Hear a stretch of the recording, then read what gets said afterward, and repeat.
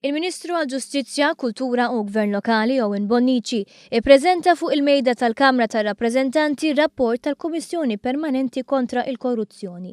Dan wara investigazzjoni fuq allegazzjonijiet ta' irregolaritajiet brabta mal-Assoċjazzjoni għall-Kunsilli Lokali brabta mat-tender dwar l-iskart.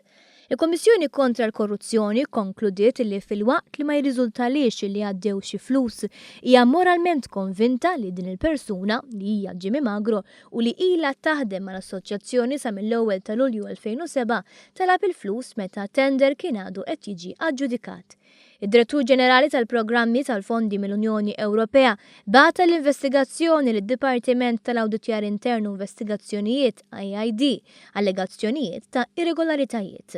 Fil-Parlament Bonnici qal li wara li saru l-investigazzjonijiet kollha meħtieġa, is-sejbiet intbagħtu lill-Avukat Ġenerali skont kif titlob il-liġi li tirregola l-IID minħabba li nstabu nuqqasijiet li potenzjalment jistgħu jkunu kriminali fin-natura tagħhom.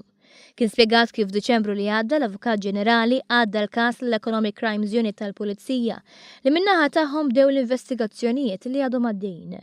Kienet l-IID li batet il-każ Jimmy Magro għand il-Kummissjoni kontra l-Korruzzjoni. Il-Ministru Bonnici jgħid li issa r-rapport ta' din il-Kummissjoni tlesta u ġie ppreżentat il-Gvern li se jkun qed jieħu l-passi kollha li jtolbu ir-regolamenti tad-dixxilpina tal-Kummissjoni dwar is-Servizz Pubbliku b'seħħ immedjat.